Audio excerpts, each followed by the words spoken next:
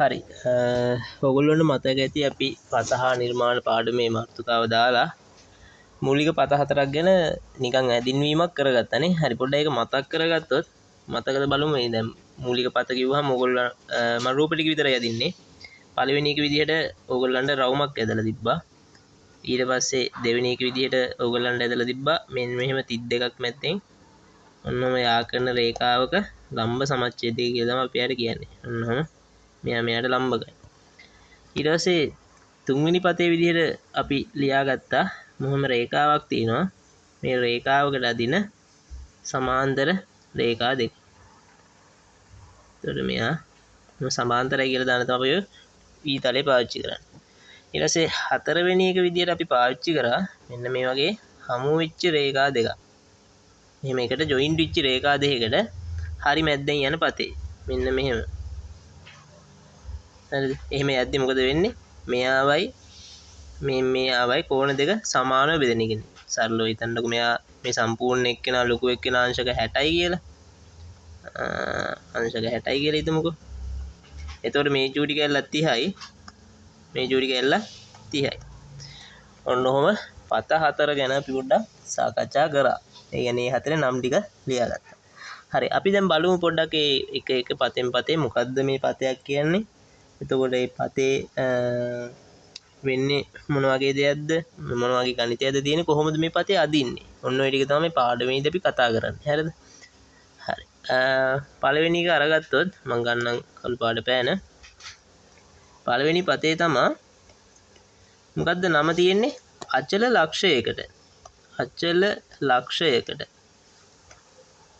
ලක්ෂයකට සමදුරින් චලනය වන ලක්ෂයන්ගේ පතේ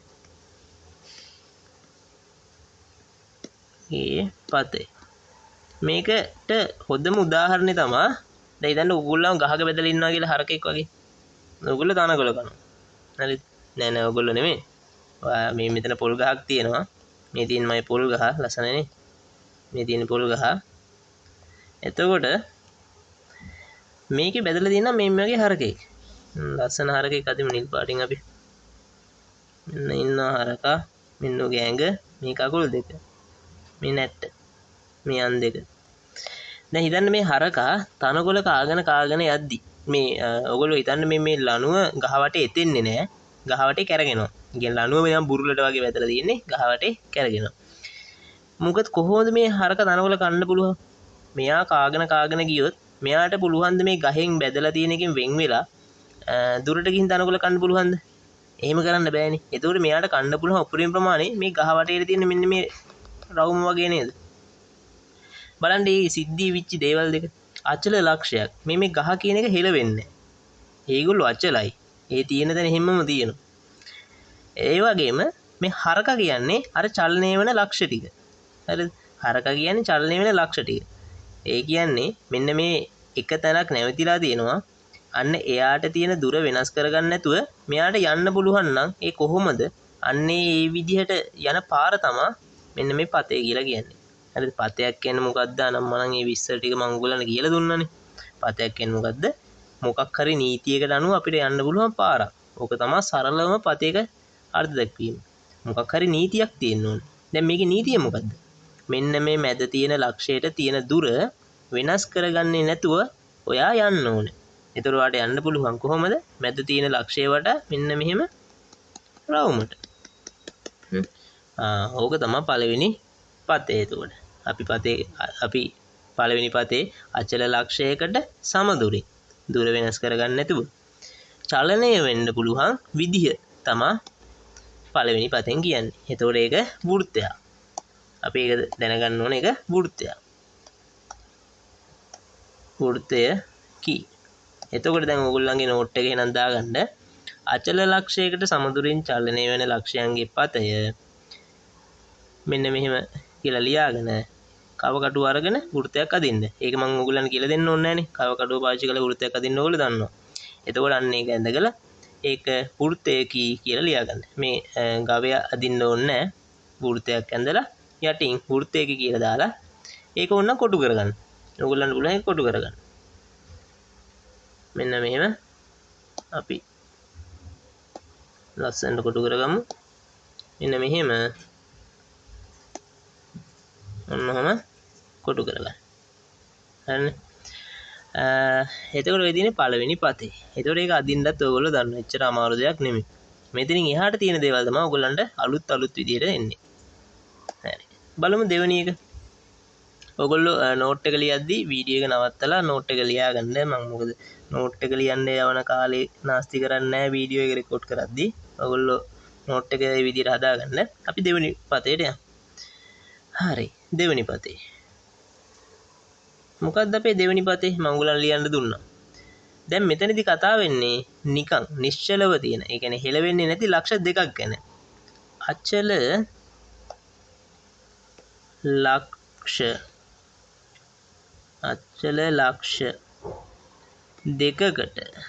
දෙකකට සමදුරින්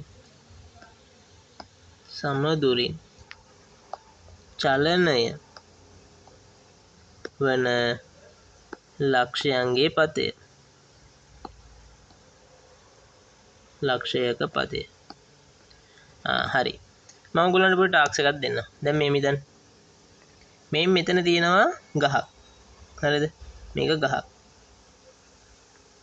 මේ තියෙන ගහක්. තව මෙතන තියෙනවා ගහක්. හිතන්න මේක ගස් ලැබු ගහක්. මේ මන් දෙවෙනි රැන් දෙක. ඒක මං අදින්නම්කෝ තැබිලි පාටි. මේ තියෙන්නේ මන් දෙවෙනි රැඳුම ගහ. මේක ඇවිල්ලා තැබිලි පාට ගස් තියෙන මොනවද? මේ මේපල් ගහක්. අර මේපල් ගස් තියෙනවා නේද? කොහෙද? ජපානයේ හරි නේපාලයේ හරි කොහේ හරි ඇති. හරිද? මන් දන්නේ. මේ තියෙන නේපල් ගහක්. ඒතකොට මේ නිල් පාටින් තියෙන ගස් ලැබු ගහ. මං ඔයා හරියට මේ දෙන්නයි මැද්දේ හිට ගන්න කියනවා. මං ඔයා වදින්නම් කොළ පාටින්. මේ ඉන්නේ ඔයා. මෙයින් ඔයා මේ වගේ මූණ, මේ වගේ කකුල් දෙක, මේ වගේ අත් දෙක. දැන් මං ඔයාට කියනවා ඔයා ඇවිදින්න මේ ගස් හැබැයි ඔයා යන හැමතැනම ඉඳන් ඒ කියන්නේ ඔයාගේ ඉඳන් මේ ගහකට තියෙන දුර අරගත්තාම අනිත් ගහට තියෙන්නත් ඕනේ සමාන දුරක්. ඒ කියන්නේ හිතන්නකෝ මෙහෙම අපි ගමු රතු පාට. මෙහෙම ඔයාගේ ඉඳන් මෙතෙන්ට මැන්නාම ටේප් එකක් ගහලා ඔයාගේ ඉඳන් මෙතෙන්ට දුර මැන්නාම මීටර් 5යි නම් මෙතන ඉඳන් මෙතෙන්ට තියෙන දුරත් මීටර් 5ක් වෙන්න ඕනේ. හරිද? ඔන්නෝම ගස් දෙකටම හැම වෙලේම දුර සමාන වෙන විදිහට ඇවිදින්න කියනවා. දැන් ඔයා කොහොමද ඇවිදින්නේ? ඔයාලා ඇවිදින්නේ කොහොමද? ඔයාලට හිතෙන්නේ කොහොමද? ඔයා දැන් මේ පැත්තට යන්න බෑ. මේ පැත්තට ගියොත් මොකද වෙන්නේ? මේ ගහට තියෙන දුර අඩු වෙනවා. මේ තැබිලි පාට ගහට. ඔයාලට මේ පැත්තට යන්න බෑ. එතකොට මෙයාට තියෙන දුර අඩු වෙනවානේ. ඔයාලට යන්න පුළුවන් එකම පාර කෝකද? මේ ගස් දෙක මැද්දෙන් තියෙන හරි මැද රේඛාව දිගේ නේද මේ? ඔන්න ඔය රේඛාව දිගේ නේද? ඉතින් එතකොට ඔය කතාව තමයි මෙන්න මේ දෙවෙනි පතෙන් කියවෙන්නේ. මොකද්ද? අචල ලක්ෂ දෙකකට. මේ තියෙන අචල ලක්ෂ දෙක මේ. අචල ලක්ෂ දෙකකට සමදුරින් චලනය වන ලක්ෂයක පතය. ඒ කියන්නේ මේ දෙන්නට දුර වෙනස් කරගන්න නැතුව ඔයා ඇවිදින්නේ කොහොමද කියලා කතා වුණොත් ඔයාලට යන්න තියෙන්නේ ඒ දෙන්නම යා කරන මෙන්න මේ මැද රේඛාව. මේ දෙන්නම යා කරන රේඛාවේ හරි මැද්දෙන් යන මෙන්න මෙහෙම තියෙන ලම්බක රේඛාව හරහා තමයි යන්න තියෙන්නේ. හරිද? හරි මැද්දෙන් යන්න තියෙන්නේ. ඉතින් අපි ඕකට කියනවා නමක්. ඒ නම තමයි ලම්බ සමච්ඡේදකය. මම ඒක ලියා ගන්නම්කෝ රතු පාටින් ලියන්න. අපි මේකට කියනවා ලම්බ සමච්ඡේදකය.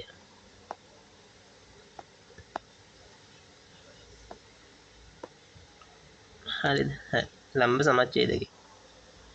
හරි. අපි බලමු ලම්බ සමච්ඡේදකය අදින්නේ කොහොමද කියලා. ලම්බ සමච්ඡේදකය අදින්නේ මෙහෙම. මෙහෙම A මෙන්න මේ B කියලා ලක්ෂ දෙකක් අරගමු. ඒකටම මේගොල්ලෝ කඩේරකින් යා කරගන්න. මෙහෙම කඩේරකින් යා කරගන්න. ඔන්න මගේ AB දෙන්න යා කරගත්තා. ඊට පස්සේ ඔයා කව කටුව අරගන්න. මං කොළ පාටින් අදින්නම් කව කටුවෙන් අදින්නේ. මේ මෙහෙමයි කරන්නේ. කව කටුවේ උල මෙන්න මේ A ලක්ෂය තියලා ඔයා මේ මෙයාගේ මැද්දට වඩා ටිකක් ලොකු දුරක් අරගන්න. ඒ කියන්නේ මෙතන ඉඳන් ඔයා මේ වගේ දුරක් අරගන්න. හරිද?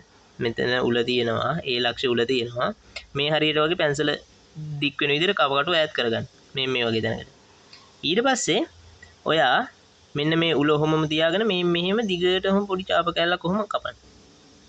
තේරුණානේ? වෙනස් නොකර ඒ විදිහටම උඩිනුත් ඔහොම චාප කැල්ලක් කපන්න. ඊට පස්සේ ඔයා කව කඩ උල තියන්න B ලක්ෂය. මෙන්න මේ පැත්තෙන්. B ලක්ෂයෙන් තියන්න. B ලක්ෂයෙන් තියලා මේ පැත්ත ඔහොම කපන්න. හරිද? ඊට පස්සේ ඒ විදිහටම එහෙම B ලක්ෂය තියාගෙනම මේ පැත්තෙන් ඔහොම කපන්න. හරිද? දැන් දැක්කනේ. ඕගොල්ලන්ට ලස්සන ඡාප දෙකක් කැපිලා තියෙනවා. ඊට පස්සේ මේ කැපිච්ච තැන් දෙක මේ විදිහට යා කරගන්න. අදිරි උල තියලා යා කරගන්න. ඔය තියෙන්නේ ලම්බ සමච්ඡේදකේ. මේ තියෙන්නේ ලම්බ සමච්ඡේදකේ. හරිනේ වැඩි. එතකොට ඔයාලා මේකෙදි නෝට් එක දාගන්න ඕනේ කොහොමද? අචල ලක්ෂ දෙකකට සමදුරින් චලනය වෙන ලක්ෂයන්ගේ පතය කියලා ලියලා ඒක ලම්බ සමච්ඡේදකයේ වේ කියලා ලියලා මේ විදිහට ලම්බ සමච්ඡේදකයේ අදින්නේ කොහොමද? අන්නේ අදින විදිහ ඕගොල්ලෝ දාගන්න පොතේ. හරිද? හරි. ඊට පස්සේ අපි බලමු තුන්වෙනි පතේ. තුන්වෙනි පතේ ගත්තාම මොකද්ද තියෙන්නේ? දැන් ඔය ලක්ෂ ගැන කතා වෙලා ඉවරයි. අපි කතා කරා කොහොමද? තනි ලක්ෂයක්, අචල ලක්ෂයක් ගැන කතා කරා. ඊට පස්සේ අපි කතා කරා අචල ලක්ෂ දෙකක් ගැන. ඊට පස්සේ අපි දැන් කතා කරමු අචල රේඛාවකට සමදුරින් චලනය වන ලක්ෂයක පතය.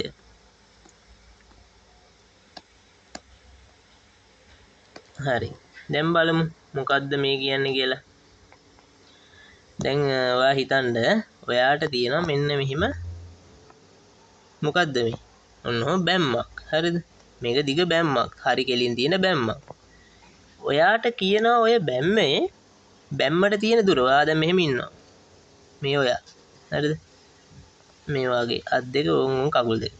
දැන් මේ බැම්මට ඔයාගේ ඉඳන් තියෙන දුර අපි හිතමුකෝ මීටර් 5යි කියලා. 5යි මීටර්. මේ දුර 5යි මීටර්. මේ දුර වෙනස් කරගන්න නැතුවට ඇවිදින්න කියනවා. ඔයා කොහොමද ඇවිදින්නේ?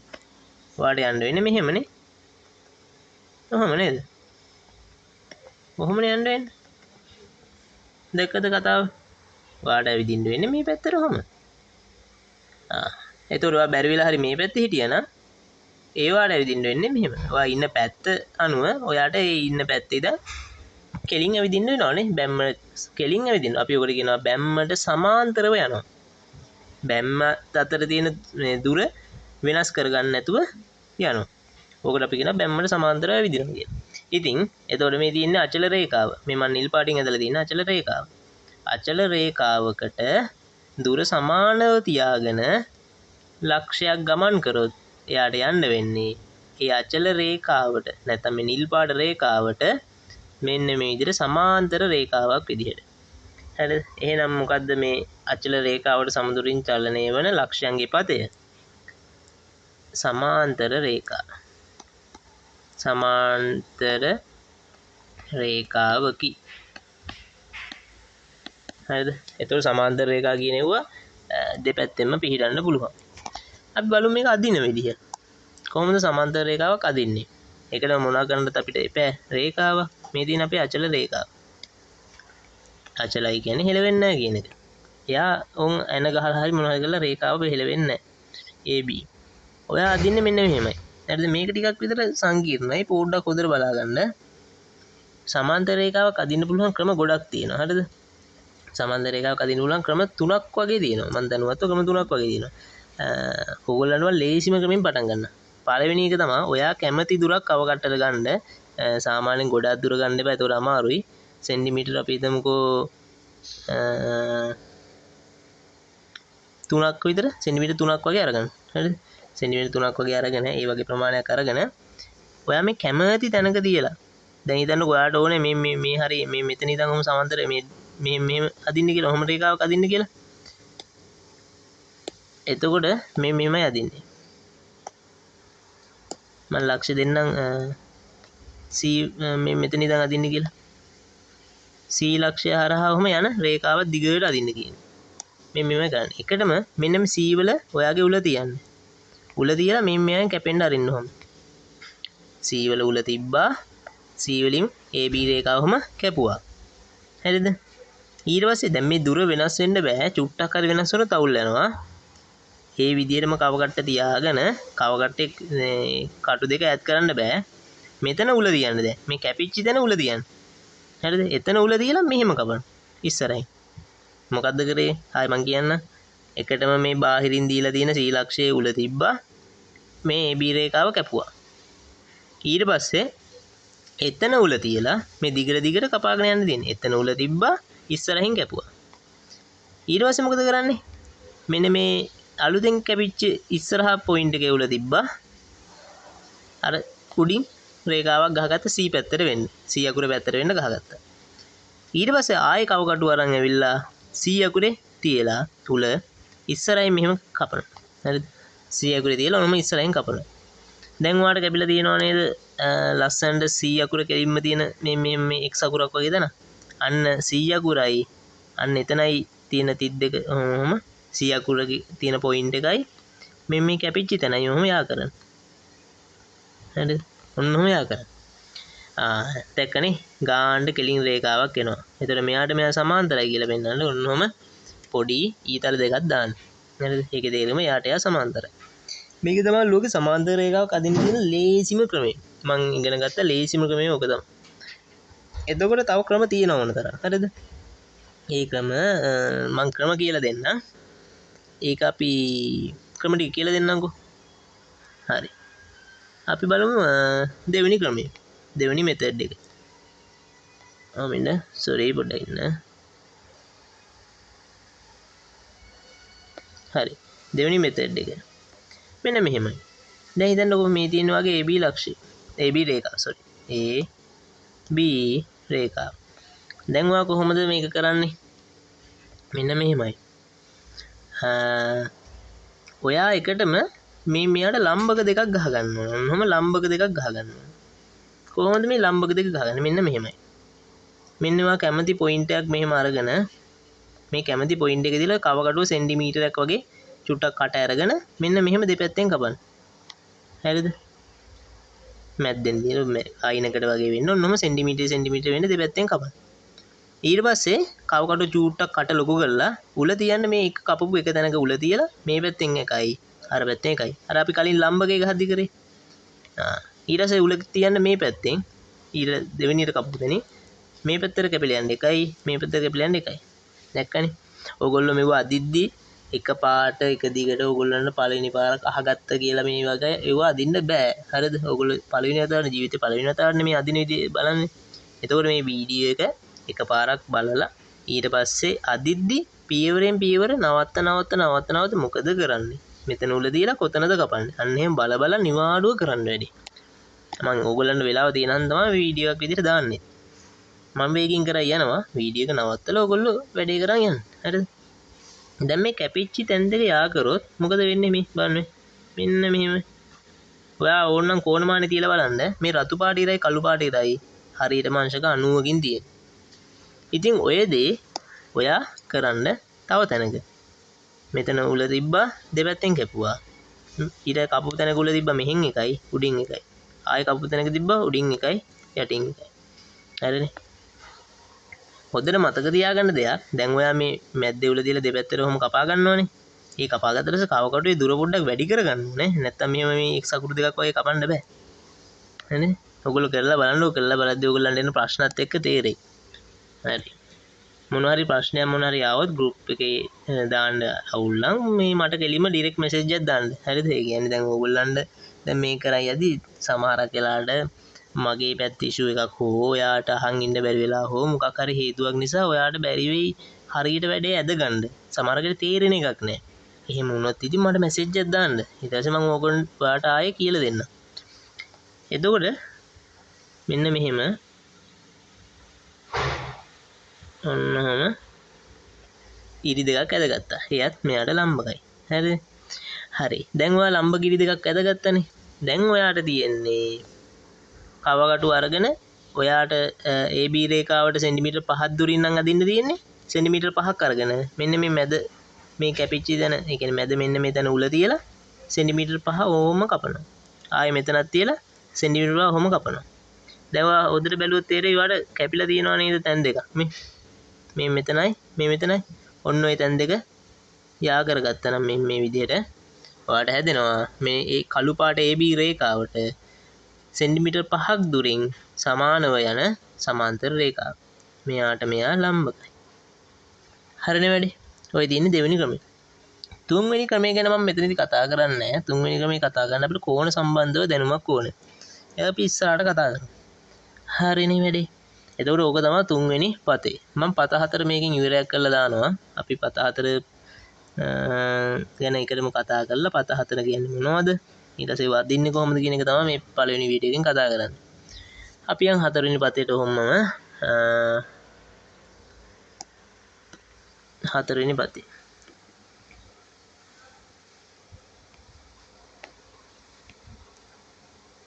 මෙන්න අපේ හතරවෙනි පතේ. හරි. හතරවෙනි පතේ ගත්තොත් ඒකේ තියෙන්නේ හමුවන රේඛා දෙකකට. හමුවන රේඛා දෙකකට සමදුරින් චලනය වන ලක්ෂයක පතය. ලක්ෂයක පතය. හරිද? හරි මේ මොකක්ද මේ කතාවේ බලමු. හමුවන රේඛා දෙක. දැන් මේ රේල් පීල්ලක් වගේ නෙමෙයි. හරිද? මෙන්න මෙහිම තියෙන්න ඔන්න එක රේඛාවක්. මෙන්න අනිත් රේඛාව. A B C. දැන් ඔක හමු වෙලා තියෙන්නේ නේ. හරිද? දැන් රේල් පීල්ලක් වගේ ගත්තොත් කවදාකවත් හමු වෙනවද? රේල් පීලි දෙක. රේල් පීලි දෙකක් හමු වෙන්නේ නැහැ. රේල් පීලි දෙක සදාකල් සමාන්තරව තියෙන්නේ. හරිද? අර මං කලින් ඇඳ රූපේ වගේ සමාන්තරව තියෙන්නේ. ඒ දෙන්න හමු වුණොත් මල ගෙලියක් වෙන්නේ. එහෙම වුණොත් කෝච්චිය පීලි පැනලා ඔයගොල්ලන්ට යන්න හම්බෙන්නේ නැහැ නේ. දැන් රේල් පීල්ලක් හම්බෙන්නේ කොහෙද කියලා කවුරු රැව්වොත් උත්තරයක් දෙන්නොත් දෙන්නේ කොහොමද? අනන්තයේදී. රේල් පීල්ලක් හම්බෙන්නේ අනන්තයේදී. හරි. රේල් පීලි කියන්නේ නෙමෙයි කතා වෙන්නේ. අපි මෙතනදී කතා වෙන්නේ හමු වෙච්ච මේ වගේ රේඛා දෙකක්. අපි බලමු මේ හමු වෙච්ච රේඛා දෙකක්. ඒ කියන්නේ මේ විදිහට එකට එක ඔහම හම්බෙච්ච රේඛා දෙකක් තියෙනවා. මේ රේඛා දෙකට දුර සමානව තියාගෙන යන්නේ කොහොමද? මේක තමයි පොඩ්ඩක් ඔයගලන්ට තේරුම් ගන්න අමාරු වෙන්නේ. දැන් හිතන්න මෙහෙම ඔයා ඉන්නවා කියලා මේ දෙන්න මැද්දේ. ඔයා ඉන්න තැන ඉඳන් මෙයාට තියෙන දුරත් මීටර් 5යි. මම රතු පාටින් අදින්න මෙයාට තියෙන දුරත් මීටර් 5යි. දෙන්නටම තියෙන දුර සමානයි. දැන් මං කිව්වත් ඔයාට මේ ඔයා ගමන් කරන්න ඔයා නැවතුණාට පස්සේ දෙන්නටම තියෙන දුරවල් සමාන වෙන්න ඕනේ. දැන් මේ බලන්න. ඔයා යන්න වෙන්නේ මෙන්න මෙහිම පතේක නේද? මේ හරි මැද්දේ ඉඳන් එන හරි මැද්දෙන් යන රේඛාව තියෙන්නේ. ඔය රේඛාව දිගේ යද්දී දැන් හිතන්නකෝ මෙතන ඉඳන් ඔයා මේ මෙතන මම ඩොටක් තිබ්බ දැන නතර වෙනවා. එතන ඉඳන් මෙයා තියෙන දුර බැලුවොත් අපි හිතුව මීටර් 10යි කියලා. මෙතන ඉඳන් මෙයාට තියෙන්නේ මීටර් 10ම තමයි. හරිද? මෙතෙන් ඉඳන් මෙතෙන්ට 10යි. මෙතන ඉඳන් මෙතෙන්ට 10යි. එතකොට මෙන්න මේ මැද හරි මැද්දෙන් යන මේ රේඛාව හරහා මෙන්න මේ කොළ පාට රේඛාව හරහා කොහේ හිටියත් රේඛා දෙකට තියෙන දුර සමානයිනේ. ඔන්න ඔහොම වෙන්න ඇවිදින්න කියලා තමයි කියන්නේ. එතකොට එහෙනම් මොකද්ද හමුවන රේඛා දෙකකට සමදුරින් හරිද? මෙහෙම හම්බෙලා තියෙන රේඛා දෙකකට දුර සමාන වෙන විදිහට ඇවිද්දොත් ඇවිදින්න වෙන්නේ මෙන්න මේ කොළ පාට ඉර දිගේ. මේ කොළ පාට ඉරට අපි කියනවා නම් මොකද්ද? කෝණ සමච්ඡේදකය. ඇයි ඒ නම වැටලා තියෙන්නේ කියලා බලන්න. මෙතන තියෙන්නේ ලොකු කෝණයක් නේ. ABC කියලා ලොකු කෝණයක් නේ. මේ ලොකු කෝණයක්. එයා හරියටම සමානව දෙකට කපනවා. හරිද? නිකන් පීස කෑල්ලක් කැපුවා වගේ. ඉතින් කෝණ සමච්ඡේදය කියන්නේ ඒක. කෝණය සමානව ඡේදනය කරනවා. කෝණ සමච්ඡේදකය. එතකොට කෝණ සමච්ඡේදකයේ අදින එක නම් හෙන ලේසි. හරි ලස්සන වැඩක් තියෙන්නේ. අපි ගත්තොත් මෙන්න මෙහෙම තියනවා කියලා කෝණයක්. A B C. පට්ටම ලේසි වැඩේ. උල තියන්න මේ මෙතන. හරිද? උල තියන්න තියෙන ගෙලෙම උලෙන්. හරිද? උල තියන්න යන්න එපා. කවකඩේ තුඩ මෙන්න මේ උලෙන් තියන්න. තියලා ගහන්න මෙන්න මෙහෙම චාපයක්. සෙන්ටිමීටර් 2ක් වගේ අරගෙන ඔහොම චාපයක් ගහන්න. හරි ගොඩාක් ලොකුවට ගන්න එපා. ඒතකොට පොතේ ඉඩමදි වෙනවනේ. ඒ වගේම ගොඩ චූඩියට ගන්නත් එපා. කවුරුෙන් චූඩිට වුන් අදින්න බෑනේ. සෙන්ටිමීටර් 2ක වගේ ප්‍රමාණයකින් ඉඳගන්න. ඊට පස්සේ දැන් ඉතින් දුර වෙනස් කරත් එකයි නැතත් එකයි. ඔයාලට කැමති විදිහට කරන්න. උල දියන්න මේ මෙතන කැපෙන තැන.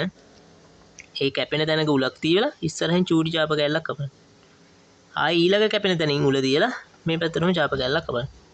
දැන් ඔයාලට දෙන්න මොකද්ද ඉතින්? මේ උලයි අන්නර කැපිච්ච තැනයි දිගට යා කරගන්න. මේ තියෙන අපේ කෝණ සමච්ඡේදකය. ඔන්න ඔහොම තමයි පත දෙක අදින්නේ. පත හතර සෝරි. හරි. එතකොට දැන් ඔයා බැලුවා පත හතර කොහොමද අදින්නේ? පත හතර කියන්නේ මොනවද? ඒ කතා ටික බැලුවානේ. එතකොට මොකටද අපි මේ පත ගැන ඉගෙන ගන්නේ? ඇයි අපි එහෙම කරන්නේ?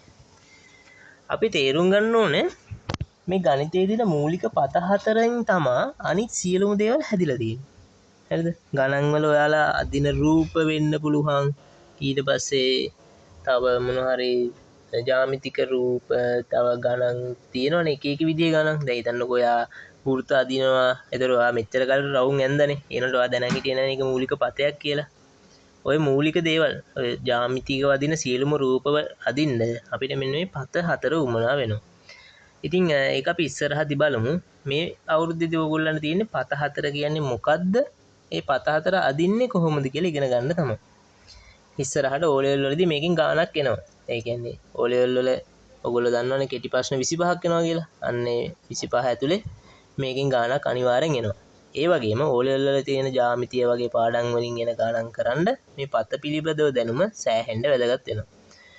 හරි. එතකොට මේක O level දක්වාම වුණා වෙන පාඩමක් හොඳට කරගන්න. මේ පාඩම ඕගොල්ලන්ට තේරුන්නේ නැත්නම් අනිවාර්යෙන් මට මැසේජ් එකක් දාන්න. ඔයගොල්ලෝ හොඳටම දන්නවනේ අපි පන්ති වල කතා කර ඕන තරම් වැඩ කරනවනේ. ඒකන්ද නොතේරෙන දෙයක් තියෙනවා නම් අහන්න. මොකද මේ වගේ වීඩියෝ එකක් කරද්දි මට තේරෙන්නේ නැහැ ඔයාට මේක තේරුණාද නැද්ද කියන එක. ඔයාට පුළුවන් මේක තේරෙනකන් 10 15 සදාවක් හරි බලන්න. ඒ වුණාට මම දන්නවනේ ඉතින් ඔයගොල්ලෝ බලන්නේ නැහැ කියලා. මොකද මමත් ඔය වගේ කාලයක් ගෙවුවනේ. මම කවදාකවත් මමත් බලන්නේ කොහොමද මේ විනාඩි ගානක තියෙන මේ වීඩියෝ එක ඉක්මනට ඉවර කරගන්න. ඉතින් මේ ඕගොල්ලොත් ওই විදිහටම හරි කමන්නේ කොහොම හරි කමන්නේ. දැන් මේ පත හතර අදින හැටි හොද්දට බලාගෙන මේ වීඩියෝ එකෙන් මේ පත හතර අදින විදිහ කවර් කරගෙන වැඩේ කරගන්න. හරිද? එතකොට ඕගොල්ලන්ට මේ පළවෙනි වීඩියෝ එකෙන් මම ওই පත හතර අදින්නේ කොහොමද කියන එක ගැන විතරයි කතා වෙන්නේ. ඊට පස්සේ දේවල් ඊළඟට අපි කතා වෙමු.